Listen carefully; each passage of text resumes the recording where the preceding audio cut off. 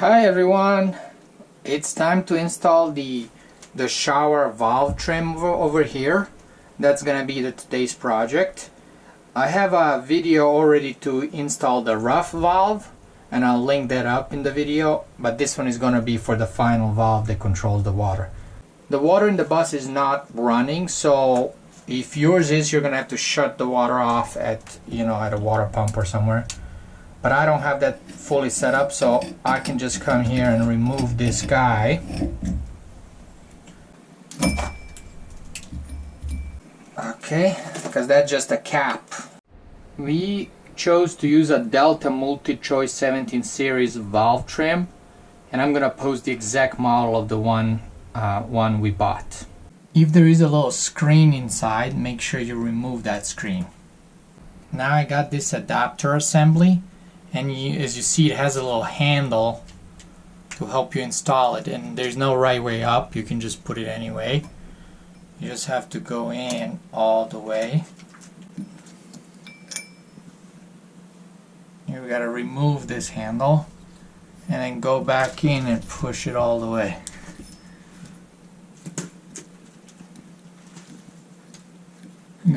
I'm pressing up and down to get it in. Left, right. You gotta get it all the way in or you're gonna have leaking problems. Now I got the cartridge over here and I'm gonna remove this cap. It's called the keeper at the top. We don't need that one. And we're gonna discard that. And I'm gonna look at the cartridge here and it's gonna say hot side. So I gotta make sure that is facing the hot side of my PEX plumbing, which is on the left usually. And I'm gonna line that up and put it in. Now over here there's this notch on the rough valve, and you also have a little like arrow sticking out on the cartridge that's gotta go in there. Hopefully you can see that. It perfectly fits. Now I'm gonna take this bonnet nut that I took off earlier at the beginning and I'm gonna screw it back on.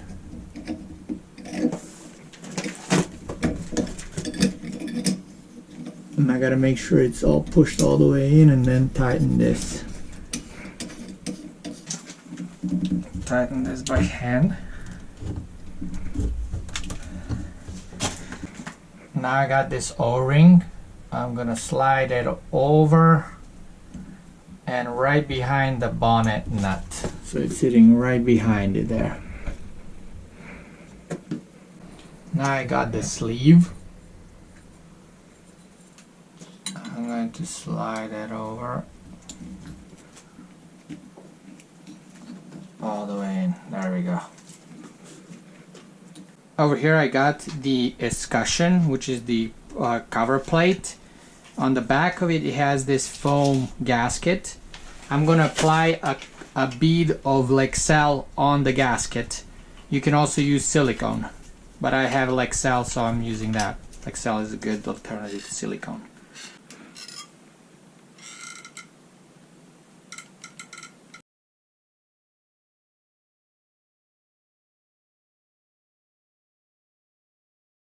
I got a Phillips screwdriver. I got 2 long screws that came with the kit.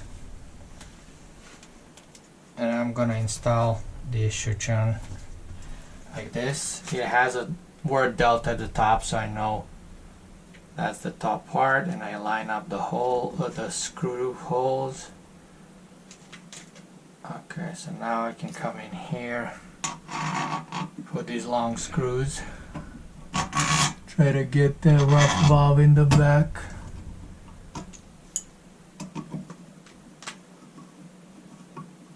Okay, one more over here.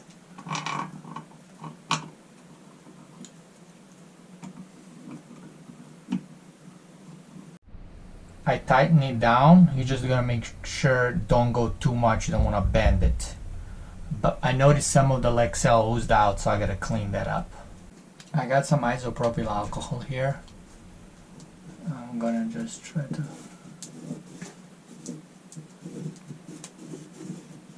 get that cleaned up.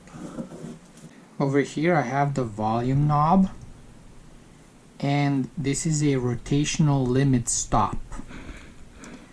The rotational limit stop is going to limit the rotation, meaning how hot it gets when you go to the hot side.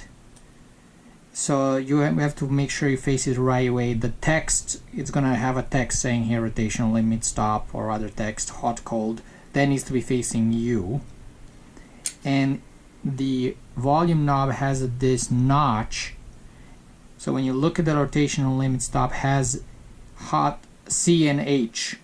So the rotational limit knob needs to be put in place so the notch on the volume is between the C and H.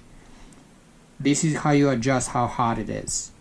The closer the notch is to the C, that means the colder the water will be, the hot water.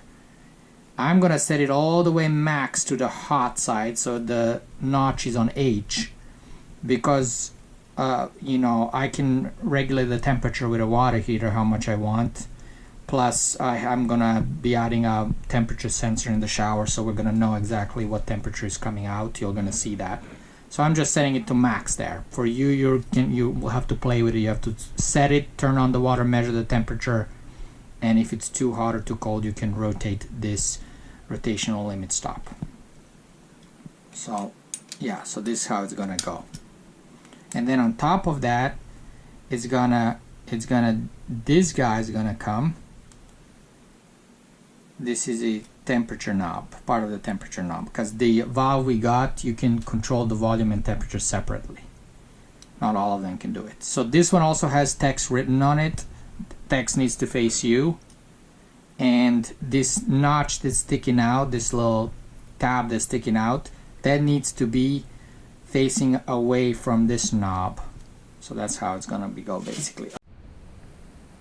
I have rotated this middle part all the way to the right. So it's flat now. Now I'm gonna come with my volume knob.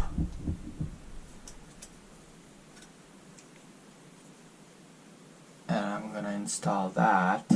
There's only one way it can go, like this. Oh, actually I didn't go all the way up. This is all the way up. Okay, so there we go. So it's set up like that. This is kind of like a halfway volume. Then I'm gonna come with my rotational limit stop. As I said, I'm gonna set it so it's all the way on the H, this notch. I got a little screw that came with the kit, and I got this temperature piece for temperature control. And it can only fit like two ways basically, but you want to make it so this piece that's sticking out is facing to the left. See, it's kind of like fits in right this white piece in the middle, so I'm gonna go like this. There we go. And then I can put my screw, get a Phillips screwdriver, and tighten that. There we go. Now all we gotta do here is install the temperature cap, and the temperature cap fits only one way. It has these notches here, so I can line that up and it just clicks in. There we go.